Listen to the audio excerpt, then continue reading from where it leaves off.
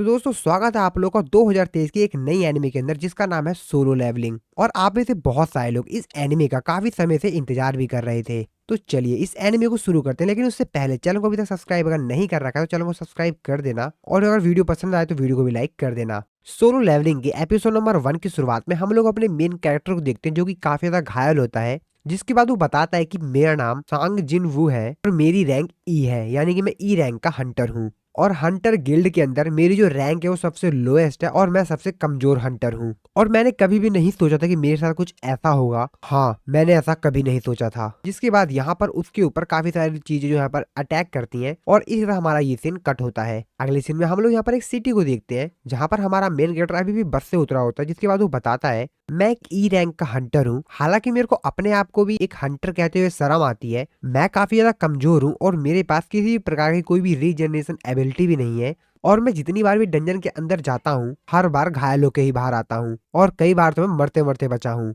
और एक हंटर की जो जॉब है वो काफी ज्यादा खतरनाक होती है, क्योंकि वो अपनी जिंदगी को दांव पे लगाते हैं। और मैं इसको इसलिए नहीं करता हूँ क्योंकि मेरे को ये पसंद है।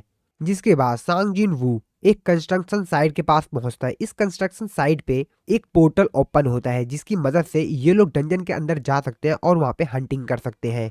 सांग जिन वू यहाँ पर एक हंटिंग ग्रुप के साथ काम करता है, जिसके बाद हम लोग को बताता है कि वो ये सब कुछ पैसों के लिए करता है। और वो बताता है कि वो उन पैसों से अपनी बीमार माँ के मेडिकल बिल भरता हूँ। तो जो भी मेरे को पैसे हंटर गिल्ड पे करता है मैं उससे अपनी मदर के मेडिकल बिल पे करता हूँ। और मेरे जैसा नॉर्मल इंसान जिसके पास कोई भी टैलेंट नहीं है उसको इसके अलावा कोई दूसरी जॉब भी नहीं मिलती है, तो मेरे को ये मजबूरी में करना ही पड़ता है। जिसके बाद वो यहाँ पर कॉफी वाले के पास जाता है और उससे कॉफी मांगता है, लेकिन कॉफी वाला उसको मना करता है और कहता है कि कॉफी आज खत्म हो गई है सारी। सांग जिन वो अपने मन में सोचते हुए कहता है कि आज तो मेरे को कॉफी भी नहीं मिली, लगता है मेरा आज का दिन बहुत ज्यादा बुरा है। और तभी वहां पर एक लड़की आती है जिसका नाम जूही होता है। जूही यहाँ पर सांग जिन वू के ऊपर काफी ज्यादा चिल्लाती है और उसको कहती है कि तुम फिर से डंजन से काफी ज्यादा घायल होके आए हो। जिसके बाद संग उससे पूछता है और उससे कहता है कि क्या तुम भी हमारे साथ डंजन में जाने वाली हो। जूही उसको बताते कि हाँ मैं भी तुम लोगों के साथ डंजन में जाने वाली हूँ।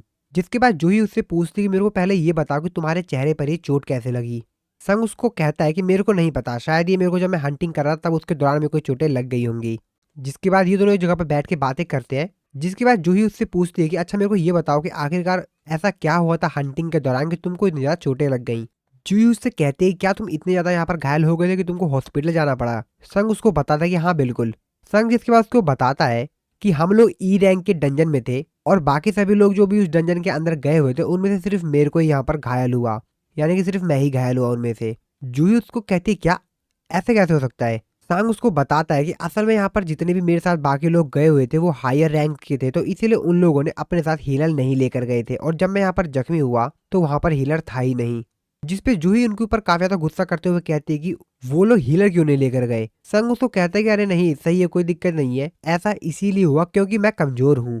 संग उसको कहता है कि जैसा कि आप जानती हो मिस जूही कि मेरे को इन सब की आदत पड़ चुकी है। जिसके बाद जूही भी उसको कुछ नहीं बोलती है। और जब ये लोग बातें कर रहे होते हैं तभी यहाँ पर सामने देखते हैं कि असल में यहाँ पर जो डंजन का गेट होता है वो यहाँ पर ओपन हो जाता है, यानी कि अब उन लोगों को यहाँ पर वो लोग इस गेट के थ्रू डंजन में जा सकते हैं। जिसके बाद यहाँ पर अनाउंसमेंट होती है और कहा जाता है कि सभी के सभी लोग आ जाओ, यहाँ पर जो डंजन का गेट है वो यहाँ पर ओपन हो चुका है। जिसके बाद ये लोग एक एक करके सभी के सभी यहाँ पर डंजन के अंदर जाने लग जाते हैं। और फाइनली आखिरकार यहाँ पे संग जो होता है वो भी यहाँ पर उस पोर्टल के थ्रू डंजन के अंदर चला जाता है। इसके बाद हम लोग यहाँ पर अंदर का सीन देखते हैं जहाँ पर वो लोग काफी ज्यादा देर से चल रहे होते हैं, लेकिन वो रास्ता खत्म ही नहीं हो रहा होता है। जहाँ पर वो सभी लोग बातें कर रहे होते हैं और हमको जल्द से जल्द यहाँ पर बॉस को ढूंढ के उसको यहाँ पर खत्म करना होगा। और अगर हम लोग यहाँ पर ऐसा नहीं कर पाते 1 घंटे के अंदर तो यहाँ पर जो पोर्टल है वो बंद हो जाएगा और हम लोग को लगभग 40 मिनट यहाँ पर घूमते हुए हो गया है। जिसपे यहाँ पर जो संग होता है वो यहाँ पर जूही से माफी मांगता है और कहता है कि मेरे को माफ कर देना कि तुम मेरी वजह से यहाँ पर अंदर आ गई, और अगर मैं वोट नहीं करता तो हम सभी लोग यहाँ से बाहर चले जाते। जिसपे जूही को कहते हैं कि तुमको परेशान होने की जरूरत नहीं है।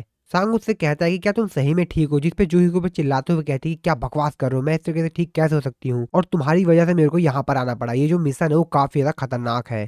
क्या ये तुमको पता है कि मैंने अपनी कितनी ज्यादा हीलिंग पावर का इस्तेमाल कर दिया तुमको हील करने के लिए, और फिर भी तुम यहाँ पर डंजन में आ गए फिर से यहाँ पर बॉस को मारने के लिए, और अगर तुम फिर से यहाँ पर जख्मी हो जाते हो घायल हो जाते हो तो मैं तुमको किस तरीके से हील करूंगी। जिसपे संग कहता है कि असल में यहाँ पर इसी वजह से जिंदा हूँ क्योंकि ये एक बी रैंक की हीलर है जो कि मेरे को हरदम फ्री में यहाँ पर हील कर देती है। जिसके बाद ये दोनों आपस में थोड़ी बहुत और बातचीत करते हैं। इसके बाद चलते चलते ये लोग यहाँ पर एक जगह पे पहुंच जाते हैं जिसके सामने एक बहुत बड़ा सा दरवाजा होता है। उनका लीडर उनसे कहता है कि मेरे को लगता है कि इस दरवाजे के पार बॉस है। जिस पर उनमें से एक बंदा कहता है कि यहाँ पर अगर ये बॉस का रूम है तो ये ज्यादा खतरनाक क्यों नहीं लग रहा है, डरावना क्यों नहीं लग रहा है। यहाँ पर तो काफी सारे मॉन्स्टर्स होने चाहिए थे आसपास, लेकिन ऐसा कुछ भी नहीं है। क्या सही में ये बॉस का रूम है भी या नहीं। जिसके बाद उनका जो लीडर होता है वो यहाँ पर जाके दरवाजा को खोलता है और कहता है कि हम लोग इतना अंदर आने के बाद वापस तो नहीं जाएंगे और मेरे को लगता है कि हम लोग यहाँ पर पहले ही हंटर हैं जो कि जगह पे आए हैं। अगर तुम लोग को वापस जाना है तो तुम लोग वापस जा सकते हो। आपस में थोड़ी बहुत बातचीत करने के बाद फाइनली ये लोग उस गेट को खोल देते हैं और गेट के अंदर चले जाते हैं। और अंदर का माहौल देखकर ये सभी लोग कहते हैं कि ये तो काफी ज्यादा बड़ा एरिया है अंदर। सामने वो लोग देखते हैं कि एक बहुत बड़ा स्टैचू होता है और उसके साथ में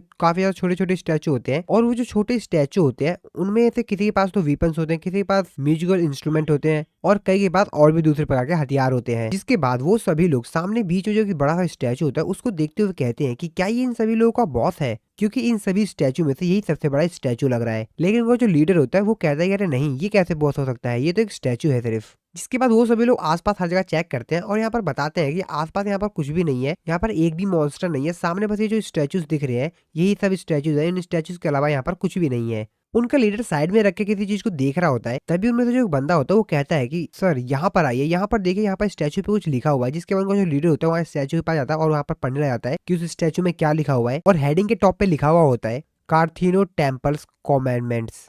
जिसके बाद वो एक एक करके तीनों को तीनों यहाँ पर जो कॉमेंडमेंट्स लिखे होते हैं उसको यहाँ पर पढ़ना शुरू करता है।